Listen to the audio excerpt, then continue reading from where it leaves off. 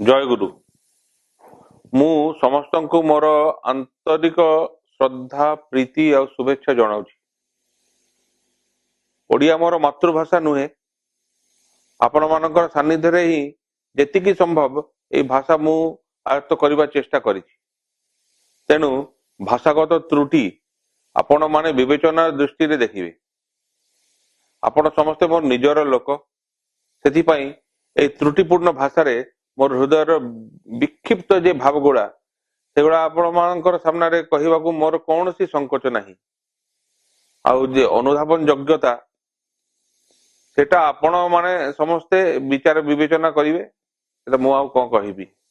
परमाराध्य आचार्य देव थरे कथा प्रसंग कहिथिले, आमे जेपरी केवल ठाकुरंकर ही हेउ, सिए ही जेपरी आम मानकर सबु किछि रे उद्देश्य होंती। आउ कौनसी स्वार्थ जेपरी आम मानक ग्रास करी न पारे, ताहा हेले किंतु मूलरे ही गड़बड़ रही जीव। सत्यानुसरण रे जेपरी कहा जाइछि, अर्थ मान जस इत्यादि पाइबा आशारे मते ठाकुर सजारी की भक्त हुओ नहीं। सावधान हुओ, ठकी जीव। तुमरी ठाकुरत्व जाग्रत न हेले केही तुमर केंद्र भी नुहंती, ठाकुर भी नुहंती। फांकी देले ताहा ही पाइबो। एही भली न हेले किछि ही हेबनी। तांकर कथाटा भल भावरे अनुधावन करंतु। प्रत्येक कर्म सहित ही जोड़ी थाए सेही कर्म करिवार उद्देश्यटा आउ ता संपादन करिवार कौशलटा। आमे प्रत्येक ही व्यक्तिगत भावरे निज निज जीवन वर्धन उद्देश्य रे अर्थात बंचिबा बढ़िबा पथरे चलिबा कौशल लाभ करिबा एवं ताहा आयत्त करिबा उद्देश्य रे ही परम दयालंकर एही जीवन वृद्धि आदर्श को ग्रहण करिछु एवं ताहाकु परिपूर्ण करी चलिबार अतुट संकल्प रे आबद्ध हेचु। आउ ताहा किंतु निज निज सिद्धांत अनुसार ही यहा कोई कहा जाए दीक्षा ग्रहण। सेही संकल्प रक्षार अभ्यास बा अनुशीलन करिबा ही किंतु आम प्रत्येकଙ୍କ जीवनर एकमात्र कर्तव्य। यह परिपालन प्रचेष्टार मध्य देई आमे समस्त संघात को नियंत्रित करू करू समग्र विश्व प्राण सहित संगति और संहति रक्षा करी चलिबाकू सक्षम हेई उठू। जीए जेतिकी अकपट और निरलस भावरे एही विषय रे सचेष्ट थाए, सी सेतिकी सफल होई उठे। आउ उद्देश्य जदि निजर भल रहिबा, निजको सार्थक सुंदर करिबा, परमानंद रे जीवन यापन करिबा, एही सबु ही हुए, ताहले किंतु एही प्रचेष्टा ही आम मानकर पथ चलिबार एकमात्र पाथ्य। जहा पाइबार अछि ताहा पाइबाकू गले किंतु निज निज अभ्यास और अनुशीलन माध्यम रे ही ताहा निज जीवन रे स्वभावगत करी नेबाकू पड़िबो। कोनोसी किछु को आयत्त रे आनिबार एहा ही तो हेला एकमात्र कौशल। आउ एही प्रचेष्टा किंतु सर्वांगीन भावरे आंतरिक। बहिरंग कौनसी उद्देश्य नहीं चलिबार प्रचेष्टा सेमती जदि थाए ताहा किंतु विक्षेप की आमंत्रण करी आनिबो। कौनसी स्वार्थ सिद्धि पाई अन्य मानक ठारू कृतित्व लाभ आशारे बा अन्य ठारू निजकू बड़ करिबार आकुति नहीं चलिबाटा ही जदि लक्ष्य हुए, ताहार माने ही हेला उद्देश्य बा मूल कारण विच्युत हेबा।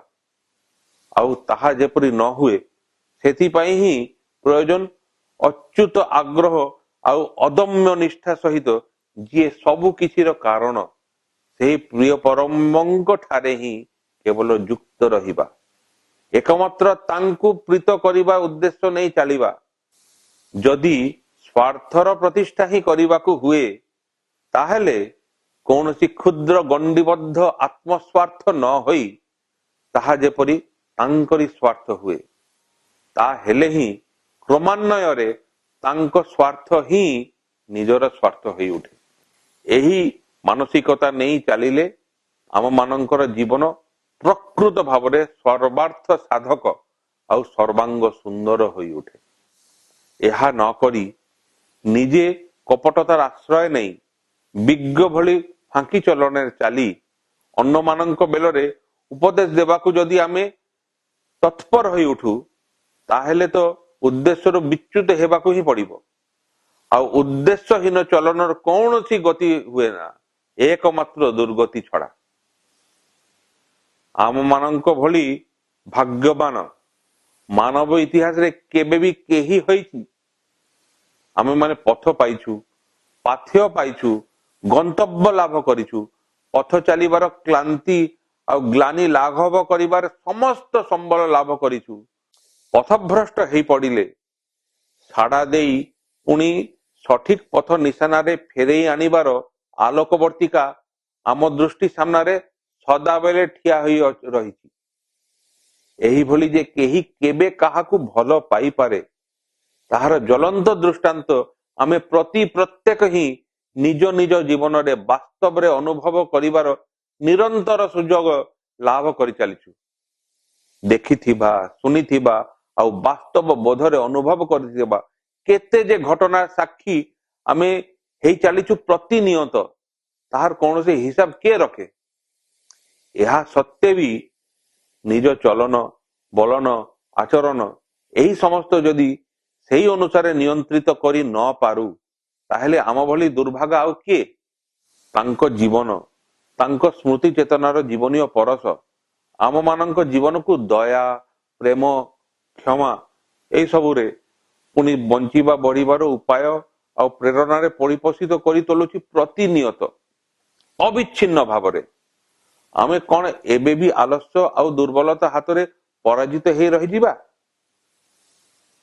ପରିଶେଷରେ ପୁଣି ମୁଁ ବିନୀତ ଭାବରେ କହୁଛି, ଆମେ କେବଳ ତାଙ୍କରି ହେଇ ଉଠୁ। ତାହା ହେଲେ ହିଁ ଯାହା ପାଇବାର ତାହା ଅଧିକତ ହେବ। ପରମ ଦୟାଳଙ୍କର ଅଶେଷ ଅପାର କରୁଣା ଏବଂ ଆଚାର୍ଯ୍ୟ ଦେବଙ୍କର ଅମୀୟ ଆଶିଷ ଇଷ୍ଟି ଚଳନର ଜୟଯାତ୍ରାରେ ପ୍ରତ୍ୟେକଙ୍କ ଜୀବନକୁ ସଫଳତାରେ ଅଭିଷିକ୍ତ କରି ତୋଲୁ, ଏହା ହିଁ ମୋର ଐକାନ୍ତିକ ପ୍ରାର୍ଥନା। ବନ୍ଦେ ପୁରୁଷୋତ୍ତମମ୍।